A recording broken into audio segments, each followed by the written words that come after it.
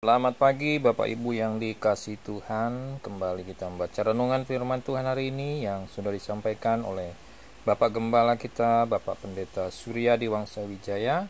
Tema Kuasa Injil. Subtema Tuhan Yesus naik ke sorga. Orang percaya memberitakan Injil. Bagian 1119. Ayat firman Tuhan dari Kisah Para Rasul pasal 1 ayat 6-11. Kisah 1 ayat 11. Dan berkata kepada mereka, "Hai orang-orang Galilea, mengapakah kamu berdiri melihat ke langit? Yesus ini yang terangkat ke sorga meninggalkan kamu, akan datang kembali dengan cara yang sama seperti kamu melihat dia naik ke sorga." Hari ini seluruh dunia merayakan hari besar umat Kristen, yaitu hari kenaikan Tuhan Yesus ke sorga. Setelah Tuhan Yesus bangkit dari kematian, ia tidak langsung kembali ke sorga, tetapi selama 40 hari, Yesus menampakkan dirinya kepada para muridnya, juga kepada orang percaya. Yesus menampakkan dirinya untuk menguatkan iman murid-muridnya, sekaligus membuktikan bahwa dia adalah Allah. Dia telah kalahkan kuasa kematian dan kuasa maut. Bahwa Yesus berjanji tidak akan tinggalkan mereka menjadi yatim piatu. Alkitab mencatat bahwa kenaikan Tuhan Yesus ke sorga adalah peristiwa yang benar-benar terjadi, yang dapat dilihat oleh mata murid-muridnya. Dia naik secara perlahan sampai awan menutupi pandangan murid-muridnya. Kisah 1 ayat 9-10. Apa tujuan Yesus kembali ke sorga? Pertama, untuk membuktikan bahwa Yesus datang dari sorga. Setelah Yesus selesaikan misi pelayanannya, maka ia kembali ke sorga, ke tempat di mana ia datang. Hal ini penting mengingatkan kepada setiap umat manusia, jika mau masuk sorga harus ikut Yesus. Hanya Yesus yang tahu jalan ke sorga, serta dia adalah jalan menuju ke sorga. Yohanes 14 ayat 6. Kedua, tujuan Yesus ke sorga untuk menyediakan tempat bagi orang percaya. Yohanes 14 ayat 1-2. Yesus berkata, "Di rumah Bapa-Ku banyak tempat tinggal. Jika tidak demikian, tentu Aku mengatakannya kepadamu, sebab Aku pergi ke situ untuk menyediakan tempat bagimu." Lihatlah apa yang dikatakan Yesus, bahwa di rumah Bapa ada banyak tempat tinggal yang sudah disediakan bagi orang percaya. Sebuah tempat indah di mana tidak lagi ada air mata. Sebuah tempat penuh damai sukacita. Sebuah tempat nyata di mana Yesus kini berada. Rumah Bapa adalah sebuah tempat yang nyata dan pasti, bukan sekedar angan-angan kosong atau janji kosong.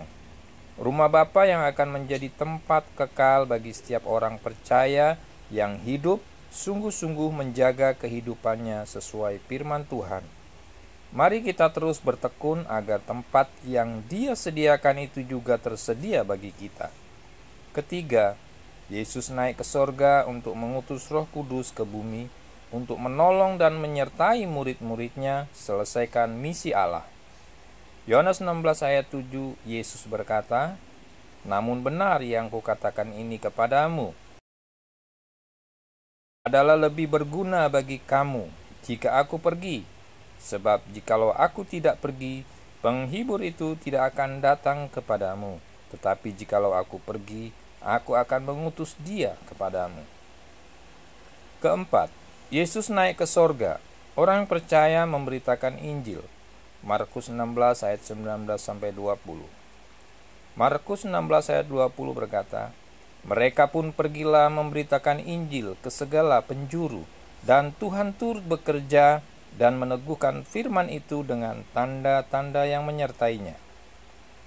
Pada umumnya tidak sedikit orang Kristen menganggap tugasnya memberitakan itu cuma gembala, penginjil, atau para hamba-hamba Tuhan yang berpredikat saja. Pendapat yang demikian adalah tidak benar. Menurut Alkitab, tugas memberitakan Injil atau beritakan kabar baik dapat dilakukan oleh setiap orang percaya. serta menjadi tanggung jawab setiap orang percaya. Titus 2 ayat 15, beritakanlah semuanya itu, nasihatilah dan yakinkanlah orang dengan segala kewibawaanmu, janganlah ada orang yang menganggap engkau rendah. Jadi ada 4 tujuan Tuhan Yesus naik ke surga. Yang pertama, untuk membuktikan bahwa Yesus adalah Allah yang datang dari surga. Yang kedua, untuk menyediakan tempat tinggal di surga.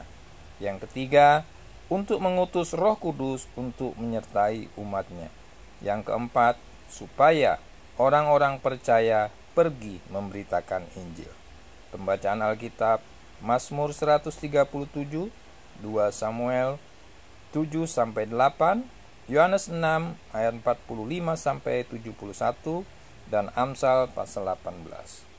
Mari kita satu dalam doa. Terima kasih Tuhan, kami mengucap syukur buat perenungan hari ini. Kami sangat diberkati. Bapak Ibu yang dikasihi Tuhan, yang hari ini mendengar melihat renungan ini dan membuka hati mau percaya kepada Yesus Kristus Tuhan adalah penebus dosa hidup Bapak Ibu secara pribadi dan diselamatkan, boleh mengikuti apa yang saya doakan.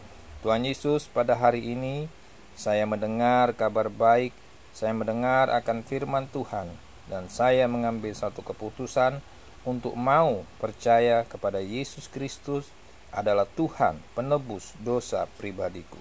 Terima kasih. Dalam nama Yesus aku berdoa. Haleluya. Amin. Shalom. Tuhan memberkati kita semua. Spudi.